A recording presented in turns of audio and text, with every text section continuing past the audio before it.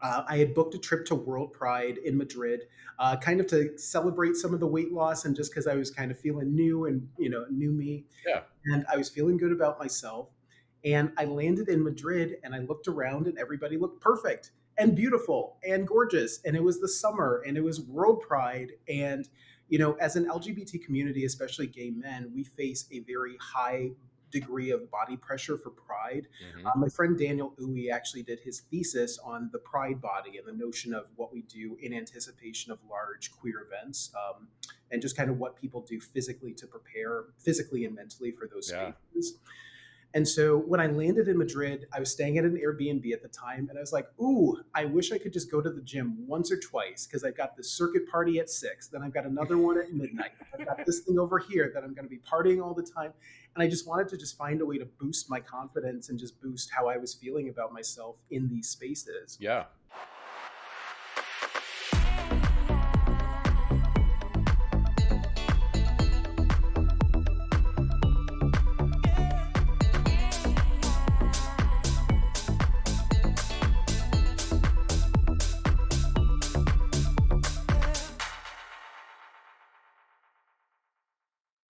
Welcome to Graphic Content, the podcast where we talk all things who, why, and the what moments along the way. Today's guest is the visionary founder and CEO of Fitness, the world's first short-term gym membership marketplace. Passionate about redefining access to fitness, he champions equity in entrepreneurship, designing tech that puts users first. He's making it easier for travelers and locals to find flexible, commitment-free workouts anywhere, anytime. Join me as we dive into his journey from his time at Apple and Warner Brothers to the pivotal moment that sparked the creation of this game-changing app. Welcome to Graphic Content, Jordan Robinson. Thank you. Yay! Yeah, that was a great intro. Yeah, thank you for having me. I'm glad to be here today. Thank you for being here. I know there's been a bit of back and forth over the last few months to get you in, but finally I nabbed you and you're here, and I'm very excited to have you be part of this project. Yeah, I'm here, so you can fire away, and yeah, I'm ready to go. So yeah, thank you so much for having me and not giving up on me all these weeks. Well, listen, I was saying before we jumped into the recording, I'm like, I just like genuinely love. I say this every episode. I love talking to people who are like doing the damn thing, who have said like, the standard path on how to work and create a career for ourselves. And I saw when you launched Fitness, I was like, I first of all had no idea that that was even. I didn't even know that you were like in the entrepreneurial spirit, and so to see it, I was like, well, you made the list of my pre-recorded like who do I want to reach out to, and so finally now at the end of season one, I'm glad that we are able to do this. Me too. Yeah, definitely. How have you been? Like, what have you been up to? I know we met in Toronto so many years ago, but now you're not there anymore. Correct. Yeah. Well, so I'm originally from Detroit, Michigan, and so I had Love been it. in Toronto for about 10 years, and that's where I started my first company, which is a small chronic pain clinic up in Vaughan. If your listeners know Hmm. where Toronto, it's kind of in the suburbs. But the clinic wasn't really growing, and I knew that my ambitions were just way bigger than a community pain clinic, and so I knew that I was going to leave at some point. I just didn't know when or how. And then I just went full steam ahead. No plan B. Let's burn the bridges and do this thing. Almost 2 summers ago, officially. And I've been on the entrepreneurial path ever since. So it's been a wild ride, to say the least. But I also can't imagine doing anything else other than what I'm doing right now. Like this is definitely the thing for me. I love it, and that's the thing. I always feel like that jump to go from something that's like there's like security to, the unknown is always "Ooh, like I don't know how I'm gonna do it, but I love to see it." And so, going from the clinic to the app, like what was the like clincher for you that you're like I gotta jump this? Like, is there like a what the moment that made you think of like okay, we need to do this? Yes, there were two. Well, the first thing is you've seen me over my fitness journey this whole time. We've known each other for Same girl. And so you would have met me. I would have been almost 100 pounds heavier than I am right now. Hmm. And losing the weight entirely inspired this entrepreneurial journey. When I was in Toronto, it was pretty easy for me to walk to the gym, make my meals, do my normal thing, just be active. But I've also been a world traveler this whole time. Just last year, I was in 16 different countries, I was in Wow. 65 different cities. mostly in Europe. So I was in Hong Kong and Paris and Brussels and 12 different cities in Germany and London and, all over. And all of it came to a head when I had just lost all the weight. This was 2017. I had booked a trip to World Pride in Madrid, kind of to celebrate some of the weight loss, and just because I was kind of feeling new and new me, Yeah. and I was feeling good about myself. And I landed in Madrid, and I looked around, and everybody looked perfect and beautiful and gorgeous, and it was the summer, and it was World Pride, and as an LGBT community, especially gay men, we face a very high degree of body pressure for pride. Hmm. My friend Daniel Uwe actually did his thesis on the pride body and the notion of what we do in anticipation of large queer events, and just kind of what people do physically to prepare physically and mentally for those Yeah. spaces. And so when I landed in Madrid, I was staying at an Airbnb at the time, and I was like, "Ooh, I wish I could just go to the gym once or twice because I've got this circuit party at 6, then I've got another one at midnight. I've got this thing over here that I'm going to be partying all the time." And I just wanted to just find a way to boost my confidence and just boost how I was feeling about myself in these spaces. Yeah. But it was almost impossible. You couldn't do it because I didn't speak Spanish. And the fitness industry really isn't designed for short term memberships. As you might imagine, Yes. the industry can be kind of predatory, where it will be very easy for you to sign up for a month and almost impossible to get out. And I was thinking, well, I'm not here for a month. Why can't I just book a gym membership like I can book a hotel room or an Airbnb? Like, why is this so difficult? Yeah. Well, that is what we're doing today. And so that was really the first what the moment is, ooh, I feel so insecure about myself. What the fuck am I going to do and where am I going to go work out? And then the second was when I was working at the medical clinic. The clinic wasn't growing year over year. The clinic is still open. It's still, you can, if you've got some issues, chronic pain issues, it's still available for you. But the clinic wasn't growing year Yeah. over year. We were growing by 1%. Sometimes we were losing money year over year. And I had another moment with my boss at the time, and we had never explored opening a second location. And we had basically capped out on our space in the building. It wasn't like there was more room. There were so many parking spots, so many staff that you could have in the building at one time. And I asked my leadership team, why don't we do some research on what it would take to open a second location? Not that we need to sign a lease to open a second location, not that we have to commit ourselves to anything other than understanding what it would take to open a second location. Hmm. And I got the most negative, hostile, your head is in the clouds, you're dreaming too big. You should be grateful for what you have because you should not expect to get anything else. It was like a complete disaster meeting. And I was like, what is this? Why are we so limited? And why are Yeah. we not thinking bigger, dreaming bigger? And it was in that instant that I knew that I had to do something different. And so between those two experiences, I'm like, well, I know that I can do better on my own. I know that I can build this fitness thing, and kind of change, physical health or access to health services in this different way through fitness. It combines all of my interests. It involves travel, and I love to travel. So it's the perfect confluence of all of my passions and interests and my career experience up to this point. But Gio, it is the hardest thing I have ever tried to do. Oh, It girl. is so difficult. It is so we'll get into it too, but it has not been easy to say the least. But like I said, I can't imagine doing anything else, at this point. This is it. I'm in the same boat as you. So I have in the new year, it'll be 9 years that I've been doing geographic, which is insane to me. Like the fact that it's my longest relationship. Let's say that. Yeah.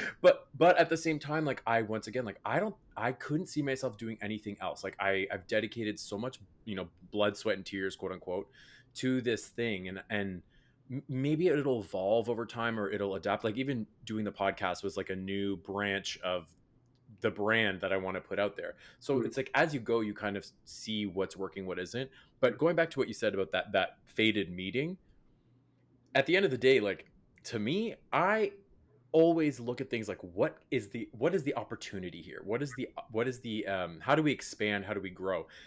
For you, that was like I'm so almost like I'm glad that happened to you because it was like I don't want to be limited. Like, what are we doing here? yeah, yeah. That was my whole thing. Is that why are we not dreaming bigger? Yeah. Why are you stopping yourself before you even try of achieving something else? this is the only life that we know about. And so, because of that, why would we not try to chase after everything? Why not go for it? And if you tried and it didn't work, at least you tried. But I knew that I couldn't live with the regret of not trying and thinking back and going, God, why didn't I just try? Why didn't I just give it a shot? Hmm. Even if it explodes, catastrophically, which I don't think it will, at least I can say I went for it. I gave it my all, and whatever happens from there happens. But at least I tried. So that I can live with. I'll say this: the amount of people. So I'm not trying to blow smoke up, but I will say this: the amount of people that I've talked about your app, describing what you do, every single one of them is like, "That's a thing. I can do that." I'm like, "Yes." I'm like, "Go get it now!" Like the excitement that I hear, because especially like, I have a friend who she works in fitness. She did like an episode at the beginning of the series, and she owns a local gym. And I was like, this would be something that you could easily be a part of, because it would be something that, especially people passing through, there's a lot of people that come here through Windsor, Detroit for work. I mean, like, hello, you're from literally across the river. So, yeah, that's the thing, is that it doesn't feel risky what we're building. If I told people, we could be building an NFT marketplace for cat pictures, or we could build garbage bags. Garbage bags are a very lucrative business. Mhm. They're endlessly renewable. People always have a need for it. But I'm not going to feel good about my career building garbage bags or NFTs. I was 100%. trying to figure out, how do I improve global health? How do I improve access to services? And also, how do I build a business model around reshaping the fitness industry? And Hmm. so, yeah, so I'm glad she's the target demographic. Hopefully, you and your listeners are also going to be in the target demographic, because we're launching soon. We had many stops and starts along the way, but now we're on track to release in October. So Hmm. that's the next milestone. That's so exciting. And so you talked a little bit about, before we jumped into the recording, about like the journey, the entrepreneurial path, let's say. And so like, how has that been from the time you were like, hey, okay, I'm going on my own, I'm going to do my own thing, to now a couple years later? I'm assuming you said it was a couple years. I had that pocket, I'm leaving the clinic moment 2 summers ago. Okay. Last summer, I started working on fitness completely full time. So I would say, and then the idea came to mind in 2017. So altogether, I've been working on it for 8 years, kind of. It's been in my mind for 8 years. I've been working on it full time for two. And yeah, there's a lot of stops and starts on the way. At the beginning, with any company, for the most part, it's just yourself, and Mm. you have to do 100% of everything. Yeah. And if you're good at doing 100% of everything, that's great. But for me, I'm not technical, so I can't code. My entire life would be different if I could code, because I would have built this thing years ago myself. Hmm. And so, what I needed to do was just to think about, what are the strengths that I have, and what are the strengths that I need somebody else to be much better at than I am. And that came down to design, and it came down to coding. And so, along the way, probably the biggest thing that I learned is that you need to talk to everybody. Absolutely every opportunity that you have, every podcast, any opportunity that you have to speak with someone and get your idea out and validate it, is going to be really, really valuable. I think one thing that I've noticed with other startup founders, especially people that are just getting started, is they have the instinct, and I had it too, to hold on to the idea, never tell anybody about it, make sure that it's secret, because you don't want somebody else to steal your idea. Yeah. The reality is, you need to tell as many people as possible about what it is that you're building, in order to find the people that will help you build it along the way. 100%. And so that was just one of the things that at first I was really scared to even tell anybody about it. I think that was my first hurdle, was just having the confidence to say, hey, there's this crazy idea that I'm working on. I'm trying, I'm going for it. I might fail spectacularly at it, but this is what I'm trying to build. And so that for sure is the first bit of advice to anybody that's thinking about starting this road: is you got to tell people, and you got to get out there. And that's what you've been doing too. You're literally doing it with your podcast, Gio. You're getting out there.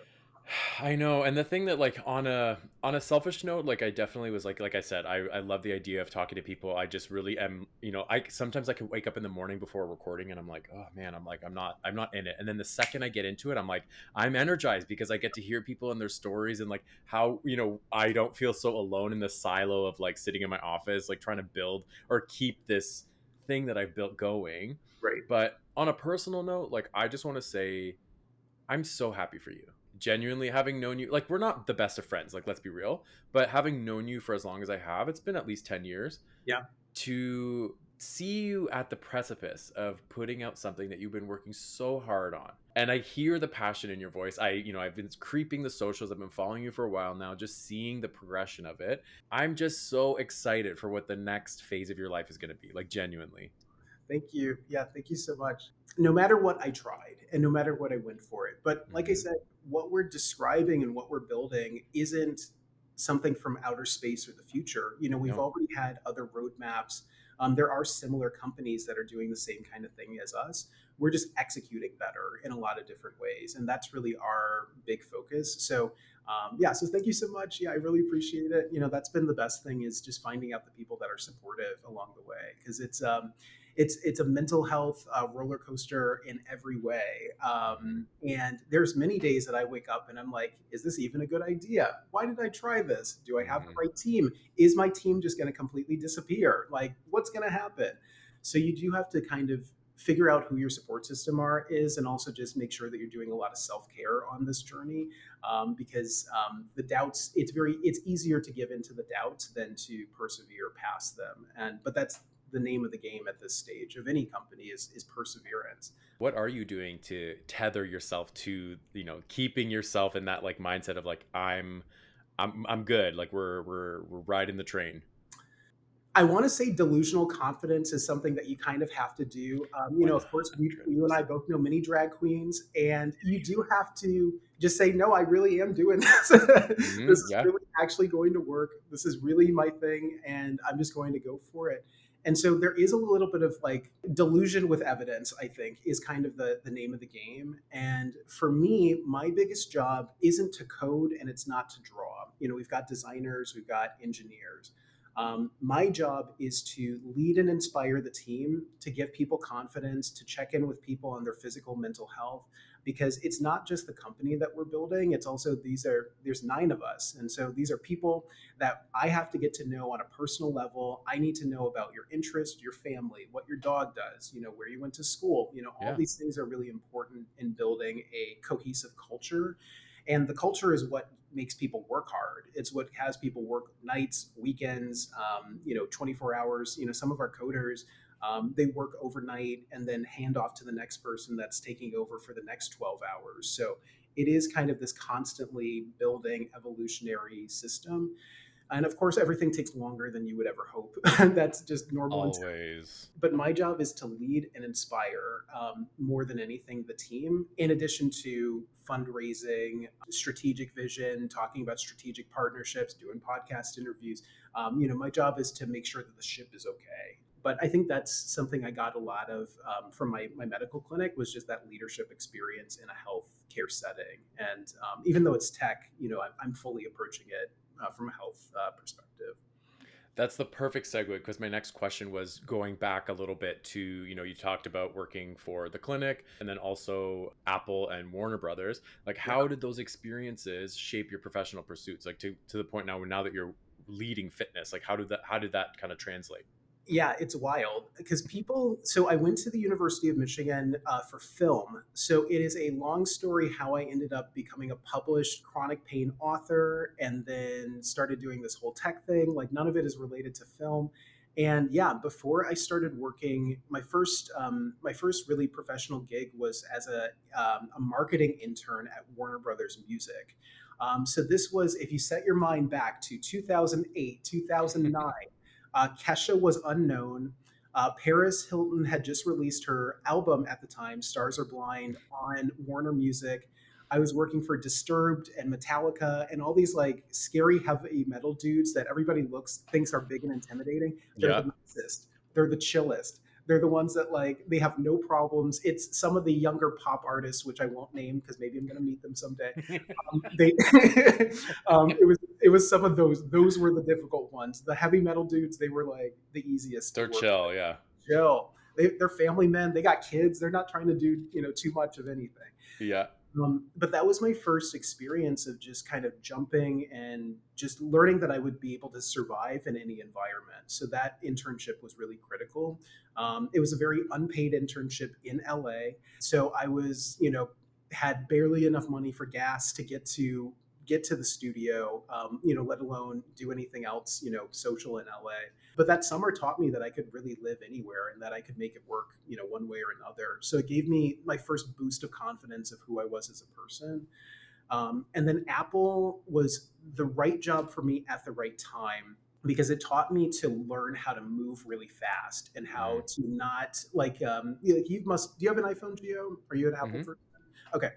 So if you break your phone, we have in the Apple Store between 2 to 5 minutes to diagnose, write our notes, come up with a solution, and get you back out the door. All within 2 to 5 minutes is a good session. If you can take up to 10 minutes, but a good session is between 2 to 5. Okay. And so that taught me to, instead of like kind of dealing with a lot of fluff and like everything else, it's how do I get to as an efficient solution as possible. Hmm. And I think that that fully translated into my work in the medical field, and also the speed that I've taught my team to work at. There's a kind of a constant pressure of the clock being above us, and so I think those experiences just taught me how to move fast. And I think they're really big skills once you realize that you can actually move a lot faster than you might think. And so having shifted now where you are not part of it, you're part of the team, but now you're leading a team because it is a different beast, right? Where you're like, okay, let me just show up to work, let me get, I know what I need to do. And obviously every job that we take on as we're good, as we go through life, like it will help narrate the following phase, you know what I mean? Or be part of that. And so Yeah. now that you're leading a team, like you talked a little bit about your approach to leadership, but when it comes to like creating that culture, like how do you approach that in a way that is authentic to you, but also is like, we have a job to do. I think the most important thing is, at least when I hire new people, because we've got 9 people on the team, we've got 2 interns, we've got 6 engineers total. We've got a highly technical, capable team. But I don't actually hire for talent, which might sound odd or kind of unusual. Not to me. Yeah. What I do is I hire for emotional intelligence, and do I think that this person would fit in with the rest of the team? Because in large part, the team that I have is a direct reflection of me and Hmm. who I am. And so if these people get along with me, then ideally they can get along with everybody else. That's been my motivating like North Star. Because I don't know, like for instance, I don't know if you're a talented designer. I don't know how technical you are. I won't be able to evaluate that. That's going to come out over time. I am going to know, how do I feel when I talk to you? How do you communicate, written or anywhere else? Do you show up to meetings? Are you present and are you proactive? Like those are the things that I can evaluate immediately, and then Yeah. your talent will come out over time. And so that's really probably been one of the biggest things when building a team is, I think that you have to be internally stable. You can't love anyone else until you love yourself. You can, okay, you have to be internally stable before you're able to lead a team of others, and especially if that team is going to be a reflection of yourself, then you especially have to be aware of any of your challenges or personality quirks, or things that you might need to work on first before you start to endeavor to lead someone else. I think that's been the biggest thing. I saw what that was like when leadership that I was a part of didn't have that, and I noticed that some of the less good traits of some of the leadership team was absolutely rubbing off on other people on the team. And I just knew that if and when there was a time that I had a team of my own, that I didn't want to have those same issues, or have my people be exposed to some of those really toxic situations that I unfortunately was a part of, but it got me to where I am now. So I don't regret them. When this comes out, I gotta share this to everybody. Be like, this is how you do it, okay? This is how, like, I'm not even being funny, like, legitimately, because and listen, we've all been in experiences where it's been less than positive working in a team. It's like you go through those experiences and you see, like, okay, this is how I don't want to do things, right? To me, hearing you talk about that, I'm like, even just saying emotional intelligence, just Yeah. the fact that that came out of your mouth, I'm like, win, check. Because I don't have the energy or the space to not have that in my life, whether it's like personal relationships, professional relationships. Like, what are we doing if we're not able to connect in a way that is beyond just getting the technical side of the work done? Yeah, completely. And I think that's the thing, that when you're starting a company, you have to also realize that it's your company. Like you can do whatever you want. The best way to become a CEO, by the way, is to create a company and name yourself CEO. That's what I did. That's how I got the title. Okay. And because of that, that means that you can also set the course of the team that you have. And so if it turns out that somebody isn't swimming at your speed, for instance, it doesn't mean that you have to swim slower. It might mean that you need to find the other people that can swim alongside of you, and that there's nothing wrong if that person can't do the things that you need them to do. However, because it is your team, it does mean that you can choose who those people are. And that means that you do kind of sometimes have to make certain decisions. There's a couple of decisions that I wish that I had made faster, of course, and hindsight is always going to be 2020. But in over the course of my journey, I realized I've also been fortunate to meet some exceptional mentors along the way. And I also want to plug Start Out, by the way. If you're an LGBT business or anything else, Start Out is an incredible resource. So maybe we can put it in the show notes, Yeah. because it's been tremendously helpful for me in finding mentorship. But that's what my mentors were saying, is that if you have somebody on the team who isn't swimming as fast as you are, you have to find somebody who can swim as fast as you, and that's Hmm. okay. I think those are the things with personnel. But yeah, you can't, there's no way that you'll be able to adequately evaluate talent and how their talent will impact your company like 2 years down the road, but you know how they're going to be talking to you for 2 years. Those are the things that you can pick up right away. So hopefully that wasn't too long winded of an answer. I would rather you talk than not. That is the purpose of this whole thing. All the years of me watching Top Model or like everything else, and I'm like, no, I'm ready for this. I can talk about anything. So, we I can go. love it. The next time you're in Detroit, you have to let me know. I Like, will. please let me know. I would love to see you. Like, it's been Yeah, too long. I know it's been too long. I literally live like at the end of my street. I can see Detroit from the river, so I'm literally like 10 minutes away. Yeah, I know. Yeah, I've got to come back. I have to go to Toronto at some point because I still have my place in Toronto. I Mm. had subletters there, and I've actually been traveling for the past, geez, almost a year and a half. I haven't been at home. I've been on this kind of wild world tour. So that's where I spent all of last year in Europe, and I haven't actually been in my own bed in almost a year and a half at this point, Shoot. facing this fitness thing. So yes, I'm coming back to Detroit, and yeah, of course, I'd love to see you in Windsor. Please let me know. So you mentioned a little bit about the what was the organization? Start Out. Start Out. Yeah, and so I would recommend them to anybody. Start Out it's based in the US, but you can join I think anywhere from North America, so including Canada. And they're an organization that is entirely designed to support LGBT founders of whatever type of business that you have. It could be, a marketplace like ours. It could be AI. It could be consumer packaged goods. It could be design. It could be anything.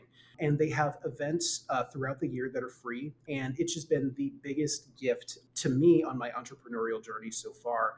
I have a mentor who's a dominatrix for real, and Love she's it. amazing. Hey, Beatrice, I love you. Uh, she's amazing. I've had other mentors that got me to where I am now. One of the mentors that I met helped me get into our first venture backed accelerator that we participated in earlier in the year. If not for Start Out, I never would have met him.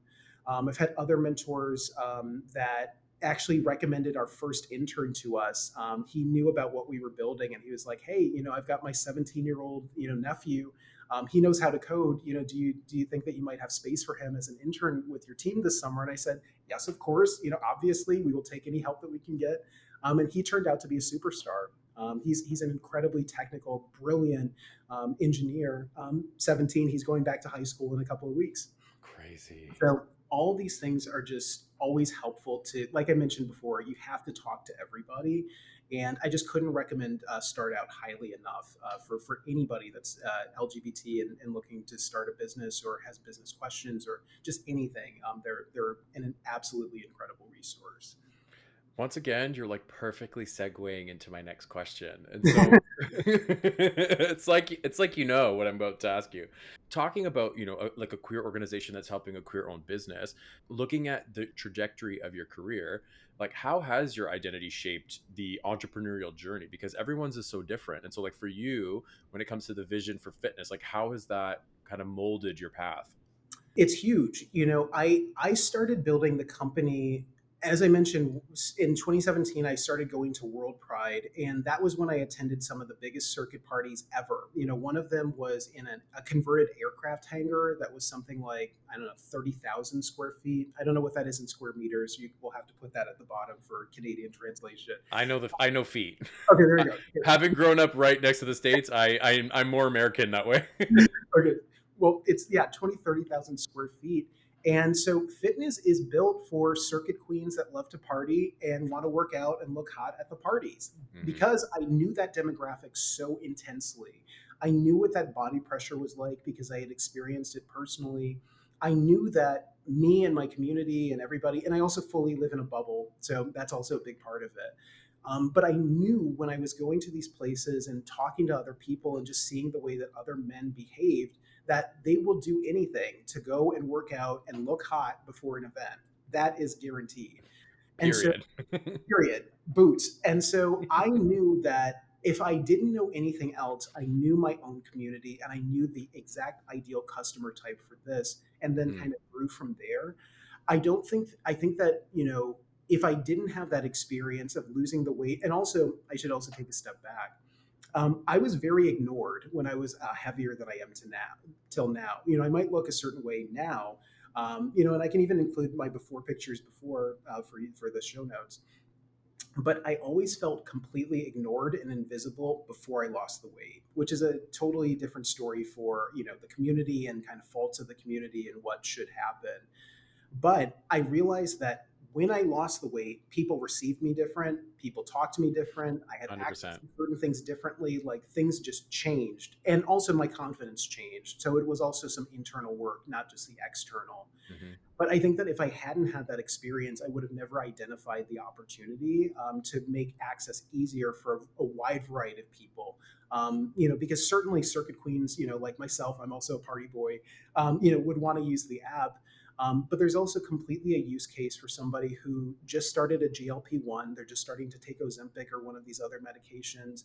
They're finally in charge of their fitness journey for the first time. And maybe they don't want to be locked into some sort of predatory contract where they're Yeah. spending a ton of money and they're not able to maximize the benefits. Maybe for that person, it's, I'm going to go by 2 days for the month. I'm going to go twice and then I'm going to see how I feel. Maybe I'm going Yeah. to go to a week and then I'm going to see how I feel. I've got a friend who's coming from out of town and maybe I want them to come. So maybe we're both going to buy one day. We're going to go together, see how we feel, and then keep it moving. There's just a lot of different reasons why somebody might want to have that kind of flexible access beyond partying, with shirtless, gays in Mykonos. Um, and so that was what was really the genesis for me, was really just understanding my own identity and my own community based on what I had seen and experienced. And then from there, extrapolating and trying to think what the bigger use case was in this context. It's not really applicable for everything, but yeah, I don't think that if I didn't have my queer identity, I don't think I would have seen this opportunity at all. As you were building it out, were you having conversations with people to ask like them, like, what do you think would make this better? Always. I think the first thing is whenever I would have a conversation with, especially other founders or just anybody that I was just saying, like, hey, this is my idea, I've always wondered, is there something that I'm not seeing? Is there Hmm. something that somebody else is going to say, this is the one reason that you've never heard of or thought about that is going to tank the business from the beginning? And that moment never came. Everybody's like, oh no, yeah, that sounds cool, or yeah, that is feasible based on these other businesses that exist. So one of the things, like I mentioned, was I was connected with some mentoring through Start Out, and so we were part of a group where they had about 8 of us together. We would meet on Zoom throughout the fall, and we would just talk to the mentors, and we would just talk to other people that were available, and just say, hey, is this possible? What do you think? And doing that kind of customer work is important no matter what. Hmm. I think if in my ideal schedule, I would talk to at least 5 customers, 5 gyms, something like that per day. So I'm hopefully having 50 something conversations a week with people just to understand what they're seeing, what their experience is, and figure out ways that we can improve. Also, you'll be surprised with how generous people are with their time on LinkedIn. There's been Oh many yeah. people that I've reached out to who are CEOs, head of marketing, various venture capital investors, angels, whatever. And you can say, hey, I've got this idea. Do you have like 15 minutes of time? And 90% of the time, it's going to be no. You're never going to get a response. But the 10% of people that respond usually are quite enthusiastic and Hmm. usually quite helpful. And I think just not being afraid to go out and ask for feedback, I think that's probably one of the most important things. We could do more of that work also. We haven't done a lot of feedback studies just yet. But I think always not being afraid to say, well, this person is probably too busy, or this person would never be interested in me, or you don't want to shoot yourself in the foot before you give it a chance. And so I think that is something that I learned quite quickly, is that people are very generous with their time if you ask. Once you get the FaceTime, I can relate to this so much where it's just going for it and not being afraid is like the first step. But then once you get some FaceTime and then they can connect with you in a way that is very authentic. Like I said, I know you. You always present the same. You're always steady. There's that authenticity piece to it where you're like, of course I want to chat with you now. Now that I've gotten to know you, absolutely I want to keep this connection. Like I've reached out to people where they're on LinkedIn where I'm just like, hey, what's up? I book calls with them and then suddenly they're like a friend. And then now I have my network is expanding. And if it doesn't equate to anything for another couple years work wise, that's fine. But at least it's like you're expanding the network, and so going through this and you're getting all this data, you're collecting all this information from all these gyms, gym owners, even like like you said, VCs, etc. What has been some of the challenges that you've come up against now that you're in that mode of like, okay, let's build this thing? Well, people are complicated, right? People are complicated. So I would say that the biggest challenge hasn't been a technological challenge. It hasn't been a, one of our team members has never been like, I'm going to go over to Pakistan and like, kick your ass or whatever. It has Hmm. never been interpersonal things. It has really been this journey fully feels like shepherding cats and getting like 100 of them to go in the same direction at the Hmm. same time, both internally and externally. One of the biggest challenges that I had is, like I talked about, was building a team. And one thing that I think that I wish that I had done sooner was maybe had a better harness of my own power and my own ability to control what we do. As I mentioned before, you do need to have people that can swim as fast as you are on your team, fundamentally. And so if they're not swimming, you do have to find other people that can swim as fast as you. Hmm. And I'm a very loyal person. I stick with my friends. If I've had a friend for years, I'm more or less going to have you for a while. And with this one person on the team, it was so clear that he wasn't able to swim as fast as we could. It became more and more apparent that just what he was able to do, it's not like he was doing bad work. It just wasn't doing the work, that he was holding everybody else back, Got basically. it. And I took too long to make a decision. I kind of let things go. I didn't really, I just said, it's fine, whatever. And I think that's one of the things that I wish that I could have done differently and would have sped this entire process along faster, was just only having people on the team that are going to be able to deliver. And if you, as I honestly, as soon as you get that feeling like maybe this person isn't a fit, maybe this isn't the right thing to do, you should not run away from that feeling. That feeling usually ends up being confirmed over and over and over and over again. Eh. Um, and so I think that, and also like in my own personal dating life, honestly, like red flags are there for a reason. Oh And so yeah. you should not ignore those red flags, if anything. And especially if you're seeing those red flags over and over and over again, maybe you're seeing something that you need to pay attention to. So I think that's probably one of my biggest challenges, was that I was scared to acknowledge that there was a red flag and take action on things that were red flag issues. That's also one of the things that just comes with inexperience. I had started a business before, but this is the first time that I was leading, and also would have had to make those decisions. So I think that's one thing that I wish that I would have done, and maybe that's a thing for any other future founders is, if you do get that feeling, if that's in your stomach that something is really not right here, you have the power to change it, and you shouldn't feel afraid or scared to change it, even if it's incredibly difficult to do so. It's ultimately for the best, and your job as a founder, as you are and me, is to do what's in the best interest of the company, not in the best interest of somebody's feelings, not in the best interest of loyalty, not of 100%. anything. Is that you have a duty to the company to make sure that you're doing what is right for the company and for the people involved. And so, hopefully that's a good allegory, or if that makes some sense there. It makes tons of sense. And so like for you having that experience now, what how do I word this? Like what has shifted in you where you're like you can catch that sooner, where you're like, oh, I that feeling, you acknowledge it faster than you did in let's say 5 years ago. Yeah, well, I'll give you, how do I describe it without breaking any, NDAs. well, I'll say this. There was a person on the team who had been on the team for a very long time, and we had started this thing together. We were really excited about what we were building, and it just came to a point where this person was just increasingly unavailable. Mm, And it was one of the things that, because I didn't have the experience, I didn't think, well, if you're unavailable for, 3 weeks or whatever, that, okay, that's a red flag and, you shouldn't be here and all of that.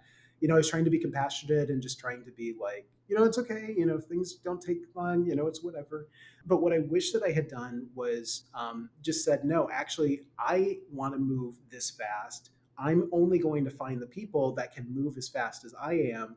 I wish that I could wait for you, and that would be the empathetic thing to do. However, because I want to move fast, I only want to have people on the team that can move at my pace. hmm. And I think for me, I was thinking too much about making everything like nice and like easy. And I think that's one of the times that I felt like I needed to have more control and also just understand my power, as the CEO in this case, and also the majority stakeholder, that I really have to set the tone. And so Yes. when that person ended up departing, they departed anyway.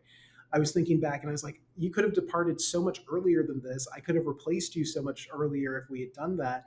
But I just didn't have the power. I didn't feel like I had the power to make those changes, or I felt like I was scared. I was paralyzed, choice paralysis, basically. Hmm. So in hindsight, that's just kind of an example of thinking that I wish that I had leaned into my own intuition and said, no, actually, we're moving this fast because this is my thing. So we've got to move at my speed. So I think that's a good way of describing what happened in that situation. And I think that's applicable to anything. It's applicable to dating. It's Absolutely. applicable to really any other facet in life, is that you always have the control to change whatever it is that you're doing, even if it's not easy. You can change it. And I found too, the more that I like to jokingly call it like an internal, it's like your GPS system. Like your intuition is your built-in GPS. The more that you listen to it, the more that you acknowledge it, that it's there, the more that you make it part of your, not like every day, but your day to day, let's say on a regular basis, Yeah. the more you start to get into a flow and things start to like progress a lot quicker, because there's a reason that it's there. And a lot of times we are so hell-bent on ignoring that thing that is driving us, and it's like, what are we doing? You're like literally fighting the current. Yeah, literally. In your intake form, you had mentioned that like you're really passionate about designing tech that puts users first. What does a user first experience look like for fitness? Because like I've worked on apps, I've worked on websites, so that's very much like a part of the creative process. But like for you, like how do you ensure that the philosophy that is behind fitness is central to like everything that you do? I think it's coming from a design background. You're coming from a design background, of course. You can do all sorts of illustrations and stuff that I wish that I could do. So my background is more photography and film than Hmm. illustration. But I think that the first part of it is coming from a design first perspective. And I just read a quote recently from a couple of designers, that design is desirability. The reason why you want to use a product, or the reason why you pick this thing off of the shelf versus this thing, is because of the box, on some psychological Yeah. level. And the same way with our app is that we live in an era of AI, as you know. It's not crazy to hear. And AI is amazing for a lot of use cases. It is not necessarily amazing at design and design language and design systems as of today. That is Hmm. going to change. I do think that that is going to have an impact on designers directly, and that's Oh, for sure. an ethical consideration that will need to be reckoned with multiple times over the coming decades. However, as it stands today, I knew that we needed to have a designer on the team full time, because I wanted to make sure that we were building design systems that communicated to a user first that we are serious about what we're doing. And you can tell by the amount of craft and polish that we put into the app. In tech, we always talk about the minimal viable product. And our MVP is way more technically advanced and way more designed than most MVPs are at this stage. And that was on purpose. because we built this from a design perspective and also from a consumer perspective first. We weren't thinking about how do we build the app that makes it easier for gyms to lock users into a contract that is unsustainable for them. We Hmm. kind of flipped the script and said, what would users want from the fitness industry? And then where do we find the gyms that will provide this type of service to those customers? Also, thinking about we're building for the world. And so, of course, we're starting in the US, Canada, and Mexico will be next. But in our design language, there's a couple of things that we learned along the way quite quickly that AI wouldn't have been able to pick up, but human designers would. For instance, I spent about 3 months in Germany last year. German is a very long language. They've got specific words for every type of thing. So this table is different than a writing table, is different than an essen table, an eating table. There's all sorts of different variations of Hmm. words. And so, from a design background, you cannot have a vertical app with kind of small boxes. You need linearity. So then that way you can have space for that word if it ends up being super, super long, or if it's shorter, that's fine. But if you're working in kind of a top down narrow view, you're just going to have text that wraps around that isn't really scalable to other languages. Uh-huh. That's something that we learned on the way. There's all sorts of cultural considerations that we have to make as a fitness app because, of course, we're designing for the US. But if a gym in Tokyo, for instance, says that they want to be on the platform, they're going to be on the platform. We're going to accept them. But then there's also things like in Tokyo, if you have any visible tattoos, like I've got, one here, I've got a couple, right here. You cannot work out on the gym floor if you have any visible tattoos in Japan. It's a cultural, Really? yep, it's a cultural restriction. And those are the kind of things that you learn on the ground when you talk to a lot of people. And then it kind of shifts the way that you think about designing and also designing the app. So you're thinking okay, instead of thinking like, how do we translate the app into Japanese? It's more so, how do we tell our customers about any cultural considerations that they may need to know about before they visit? So that's kind of the shift that we're really focused on is what would be the consumer expectations and then parlaying that to the gyms instead of the gyms describing what they need and then passing that on to users. So that's just another example of how this thing has gone. I never knew that. Like I would never, and that's the thing. Like, how would I've never been to Japan. I have no Yeah, idea. me And too. so that's so interesting. And so have you found any other like interesting tidbits that you're like, oh, we definitely need to consider that once a gym from say like whatever fill in the blank country is on. Yeah, Germany is another example. In Germany, there's a cultural expectation that you bring a towel with you to the gym. It's an unwritten rule, but it's a rule across really culturally in Germany. And I know that because I don't really bring a towel with me to the gym. It's just not, it's one more thing to carry. I don't really need it. I also don't sweat that much when I'm at the gym. So I'm not thinking, where do I grab a towel? Hmm. However, in Germany, they will stop you in the middle of the workout and give you a towel or make sure that you have one or something on the gym floor to have it because it's just a cultural expectation of the space. We know that there are other cultural expectations in certain religious majority countries. There's also, certain situations where men or women would need to be separated on the gym floor Hmm. for safety purposes, but also for cultural considerations. So those are the kind of things that you really only learn on the ground, but it also helped us realize that we have to think about the user who's visiting this place for the first time, coming into these cultures cold, and would have no clue about any of these expectations or anything else that they would need to do while they're trying to go to the gym and just kind of live their lives. So that just comes back to the piece of that you have to talk to a lot of people and you've got to understand what it's like on the ground. And of course, there's no better way of knowing what it's like on the ground than visiting all these places. So for me, when I was building fitness, I was like, I just want to get paid to travel. I want to get paid so that way I can go to all these places. I can see what it's like on the ground. I can relay my information, but I wanted to really know what it was like on the ground in all these places. And so that's my future while I'm building this thing out is learning these cultural considerations and just making sure that we're designing a world class experience. For our users, that's really what's most important to us is quality. You're living your dream. Like you really are. I am, but it's hard, Geo. It is not. It's so hard. There's so many times that I've tried, not given up, but just felt like I can't do this anymore.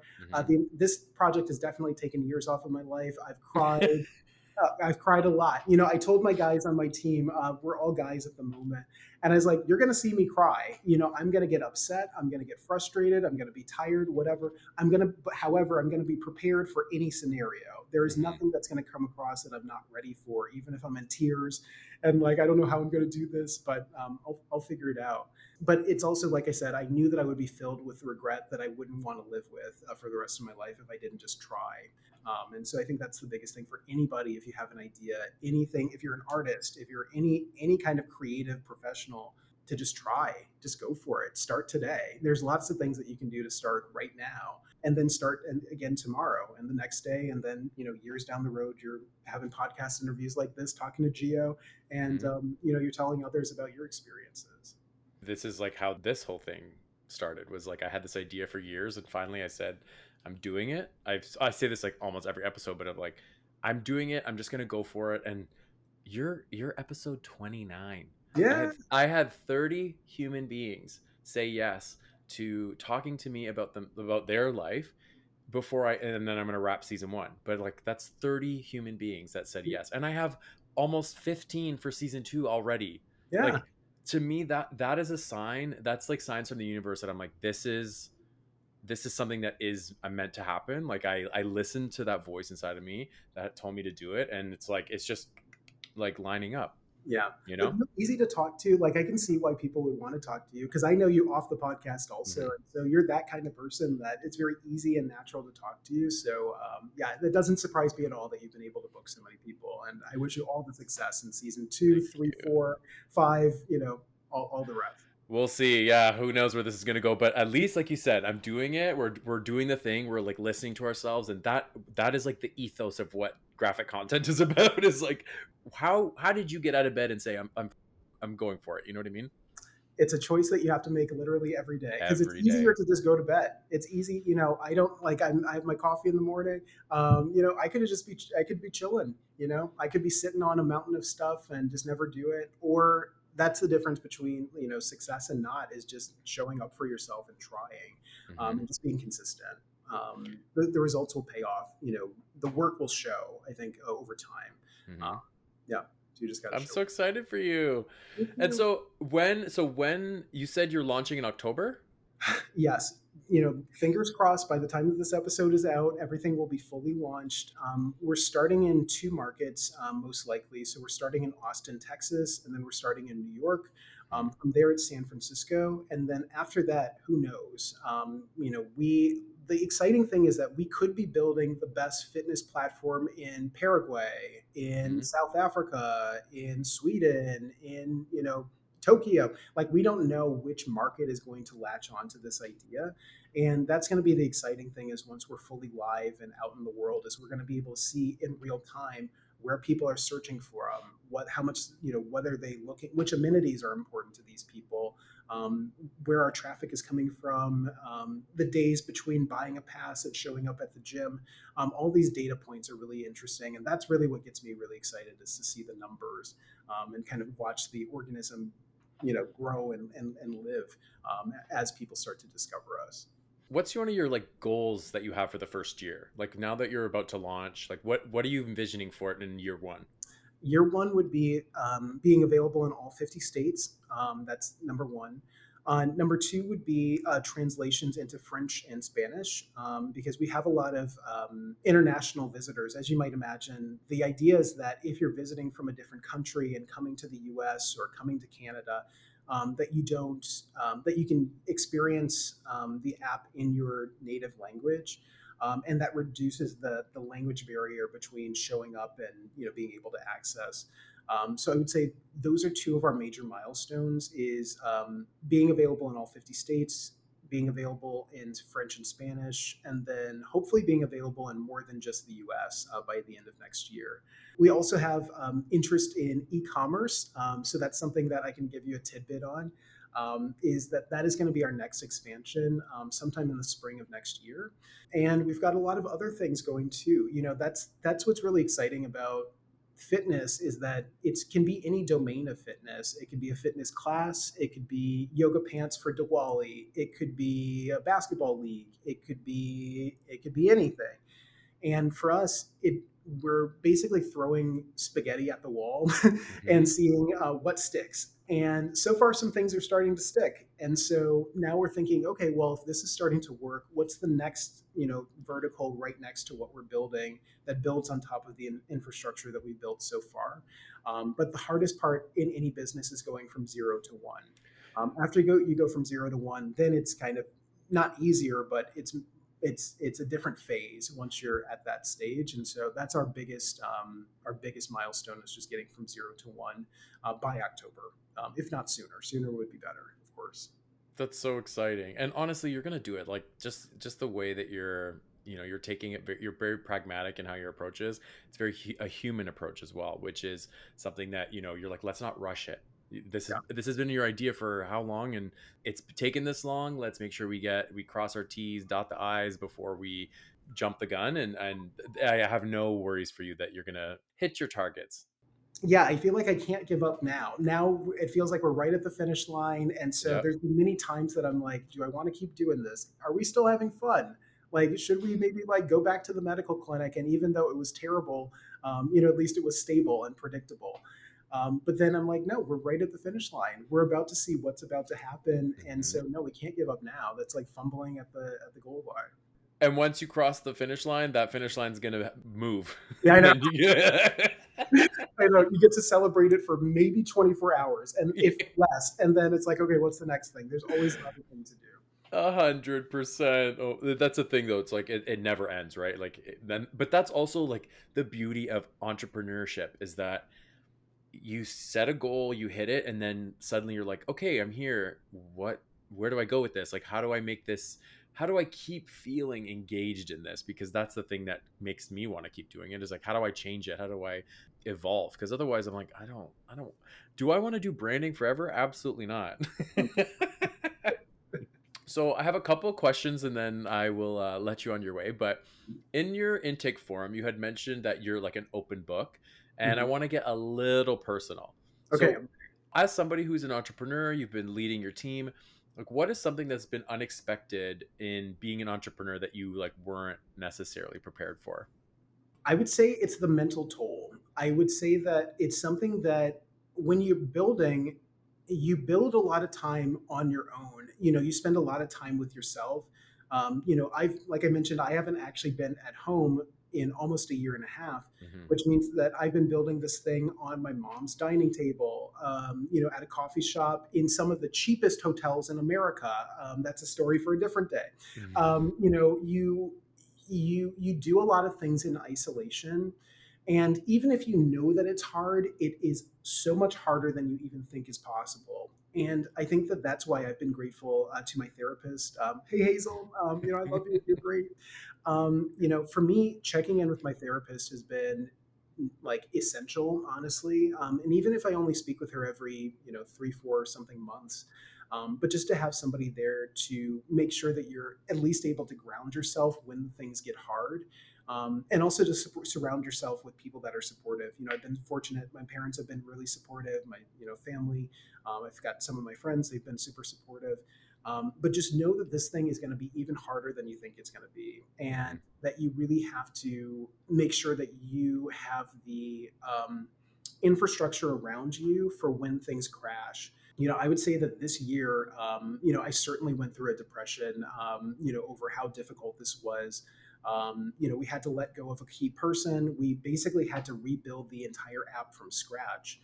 And there were just many times that I'm like, I don't know if I can do this. I'm like, I literally cannot move. I cannot get out of bed. I am so stressed out. Like, I just don't know what I'm going to do. And just because I was fortunate that I had seen my therapist prior to starting this journey. So she had seen me through everything. Hmm. And I would say that that is probably the most invaluable resource that I have, is at least knowing that I can talk to my therapist on some regular basis, for when things get hard. And I think that's probably the biggest thing, is that you can't, how do I describe it? You can't know how much of a mental hurdle it is until you start experiencing it. And then Oh once you yeah. experience it, you have to be prepared to try to figure out some tools to help you get onto the other side. Because otherwise, I would have just stayed in bed. I wouldn't have hopped on the podcast. I would have just like been in bed for 3 months, just like wallowing. I think you really do have to protect your mental health in this process because, like I said, it's way harder than you even expect it to be. But big risk, big reward at the same time. So that's probably the thing for me. There was like a meme or some comic book artist had put out, and it was like what you think the path is going to be, and it's like just like a straight line, and then the comparison of like what it actually is, and it's like the squiggles.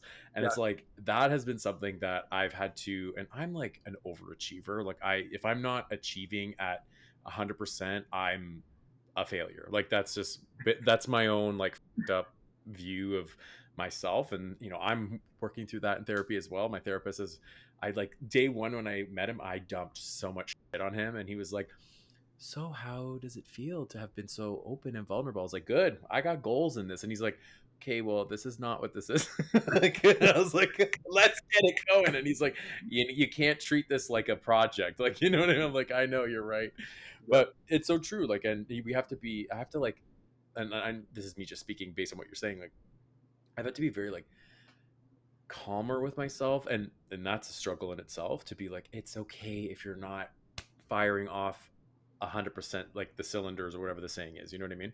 yeah, yeah. It's unsustainable to run at 100% all the time. And I think when you're an overachiever, like you are, like me, you just want to do 100% all the time. Hmm. But it's not sustainable, and you're going to have a crash. And those crashes are important because you do get clarity on the other side. You do kind of have to have breakdowns to have breakthroughs. And so I've had Mm. many breakdowns this year, many of them. And then once you kind of get through it and you're like, well, I got through that breakdown. Okay, there are actually things that I can do. Okay, maybe I can try this or whatever. It's really the force behind innovation is having those kind of breaks. And so just making sure that you have enough support around you to help you through those dark times is essential, especially when you're doing a startup, because you have to do everything yourself. Your job is to do 100% and then 99 and then 95 and then 80 and then whatever. But at the beginning, before everything's popping, you're doing 100% of the things. So really, it is important to stress that you have to have those supports with you, whatever that looks like. If it's yoga, if it's going for a walk, if it's playing with your dog, if it's cooking or writing or whatever, you have to have an outlet to manage that stress because it's coming and it never really goes away. I've never heard that saying. The breakdown, what was it? Breakdown, Um, breakthrough? you have to have a breakdown to have a breakthrough. Yeah, that's Ian Van Zandt. Yes, yes, but it's true. You do. On the money. On the money. And so I have one final question, and this is I ask every guest this question. When I was like starting to create the framework of the podcast, I was like, what's something that like I could ask? And I love asking people because everyone gives me so many different answers across the board. And so if you were to look at your life, who either professionally, personally, what would you say is the most on brand thing about you? I guess I've always been a positive energy person. I've never been somebody that just defaults into negativity. I'm not somebody that really complains a lot. Even if like the food was terrible, I'm not necessarily going to be like, this was the worst thing I ever ate. Like, I'm going to be like, it was fine, Hmm. whatever. Like, I'm going to conserve my energy. And I think that's been my whole vibe for the longest thing, is just to be like chill and calm. And that works up to a certain point. There are some times in business where it's not the best thing to be so chill all the time and that you do actually have to start taking action. But on brand for me has always just been about making sure that I'm in an environment that I like to be in and that the people around me are also sharing in that positive environment. I've gone through so many negative things. I've had abusive relationships, I have had toxic work situations, I have had just many disappointments, betrayals, just all these things that normally I think could really make somebody quite jaded and quite Hmm. negative. And I think for me, I've tried to, in those difficult times, look at them as a reflection of the people and the space that environment was happening, and not something that was inherent with me. Like, I wasn't negative or I wasn't toxic. I was in a toxic environment. I was in a space where other people were where they were in their journeys, which wasn't necessarily where I was, and that caused some conflict. But I think I never internalized those negative things. So I think maybe that's Probably the most on brand thing for me is that I do look for the opportunities and the positive more times than not. I'm not perfect at it. I've got many faults and many things that I've got to work on. But I think just making sure that the environment that I'm in is peaceful and calm and supportive and positive. I think that's always been something that I've tried to do personally and professionally. And certainly with fitness, that's been my biggest thing, is making sure that the guys feel supported in their work. So yeah, that's pretty on brand for me. I can do that all day. I can also do talks like this. I could talk to you forever, Gio. So we I could do three know. more hours, and I could do it. So I know. I would honestly love it. Like although I'm not a Joe Rogan where I'm doing 4-hour podcasts, but once the viewership is there, then and people want it, then I'll do it.